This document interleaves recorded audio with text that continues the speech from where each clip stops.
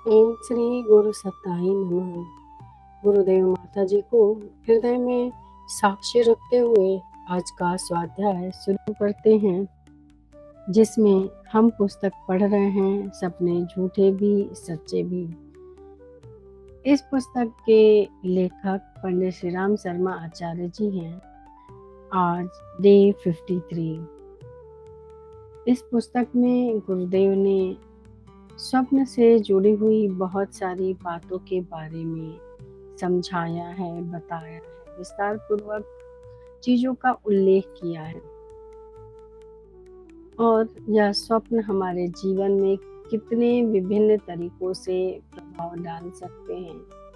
इस स्वप्न से जुड़ी हुई वह सारे तथ्य, वह सारी बातें जो कि इस पे प्रभाव डाल सकती हैं, जो हमारे जीवन पर भी प्रभाव डाल सकती है, इससे न जाने कितने सारे तथ्यों के बारे में गुरुदेव ने बताया है।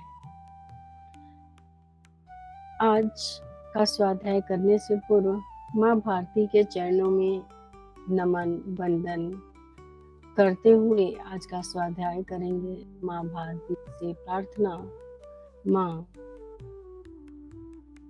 आपके चरणों में बैठकर हम यह स्वाध्याय करने जा रहे हैं और आपसे प्रेरणा लेते हुए हम यह स्वाध्याय को बहुत ही अच्छे तरीके से, जितना हमारे गुरुदेव को मंजूर, उतना हम अपने अंदर समझ पाएं, अपनी गहराई से उसको स्थापित कर पाएं।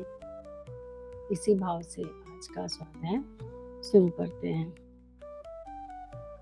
कल हमने मनःशास्त्र के विश्वविख्यात आचार्य कार्ल जुग के बातों के बारे में सुना था, जिन्होंने कि उपचेतन मन का विश्लेषण करते हुए यह बताया था, अपने ग्रंथ मेमोरीज ड्रीम्स रिफ्लेक्शन में लिखा था कि जो ज्ञान प्राप्ति के जितने साधन चेतन मन को प्राप्त हैं, जो कि हमारी इंद्रियों के द्वारा अर्जित करते हैं, उससे कई गुना अधिक और उससे बहुत अधिक विस्तारित स्वरूप जो है ज्ञान प्राप्ति का, वह हमारे अवचेतन मन, उपचेतन मन को है। क्योंकि वह हमारा जो उपचेतन मन है वह साक्षात परमात्मा का ही एक अंश है, जिसे हम आत्मा की बात कह सकते हैं। और भी कल यह पढ़ा था कि ब्रह्मांड व्यापी शाश्वत चेतना के साथ संबंध होने से जो हमारी यह चेतना है, तो जब ब्रह्मांड में कोई ऐसे कंपन हो रहे होते हैं, तो हमारी जो यह चेतना है, हमारी जो यह आत्मा है, उस कंपन को पकड़ती है और उसे सूक्ष्म रूप का धारण कर हमारे स्वप्न के रूप में उसे विकसित करती है। और जब स्वप्न की अवस्था होती है, तब हमारा मस्तिष्क जो है शिथिल होने लगता है और ऐसे जो दबाव और बंधन होते हैं पूरे दिन में, वह हल्के होने लगते हैं और तब जो है हमारी चेतना जो है उस आयाम तक पहुंचती है, जो कि ब्रह्मांड में संव्याप्त उस सूक्ष्म कंपन को पकड़कर ले आती है और हमारे स्वप्नों के माध्यम से हमें प्रस्तुत करती है। आज आगे पढ़ते हैं। अनेकों वैज्ञानिकों, लेखकों, कलाकारों को स्वप्नों ने ही ऐसी महत्वपूर्ण प्रेरणाएं दी, जो न केवल उन्हें अपने क्षेत्र में स्मरणीय बना गईं, अपितु सामाजिक विकास का भी एक प्रकाश स्तंभ बन गई। यहाँ पर यह बात बताया जा रहा है कि कितने सारे लेखक हैं, वैज्ञानिक हैं, कलाकार हैं, उन्होंने भी अपने स्वप्नों के द्वारा ऐसी प्रेरणा पाई, जिससे कि वह अपने जीवन में उस आयाम को प्राप्त कर पाए जो वो अभी हैं। लाइक वैज्ञानिक हैं, उनको भी कुछ ऐसे घटनाओं का पता चला अपने स्वप्नों के माध्यम से, जिसको उन्होंने अपनाया और वह अपने इस प्रयोग को पास कर पाए और वैज्ञानिक बन पाए। कलाकार हो या लेखक हो, उनको भी जो थॉट आए बहुत सारे, उनको भी स्वप्न में आए, जिससे वह अपने इस प्रक्रिया को, इस चरण को पूरा कर पाए। प्रख्यात रसायनज्ञ बोलर ने जीव रसायन और कार्बनिक रसायन का अंतर स्पष्ट करते हुए यह बताया था कि प्रत्येक जीवधारी के शरीर में लाखों यौगिक पाए जाते हैं। उन सभी में कार्बन अनिवार्य रूप से रहता है।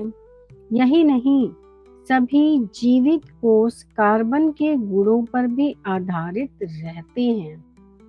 यह एक जबरदस्त प्रयोग था जो दो प्रकार की चेतनाओं का अस्तित्व स्वीकार करता है, जीव चेतना के अतिरिक्त प्रकृति की चेतना को भी।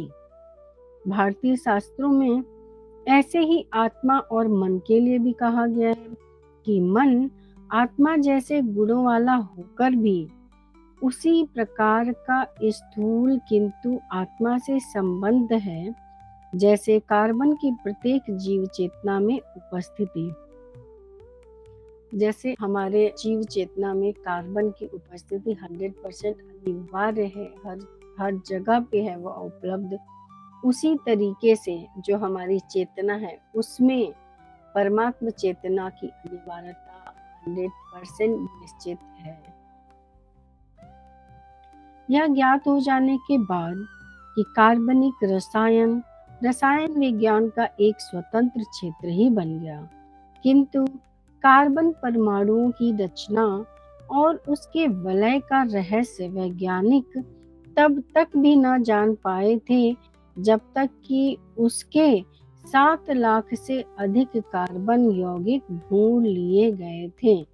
यह समस्या हल न हुई होती यदि जर्मनी के प्रसिद्ध रसायनज्ञ डॉक्टर फ्रीडरिक कैकेलू ने एक महत्वपूर्ण स्वप्न नहीं देखा होता, जिसमें 4 कार्बन परमाणुओं को नाचते देखकर कैकेलू ने बेंजीन कार्बन परमाणु की संरचना का ज्ञान प्राप्त किया था।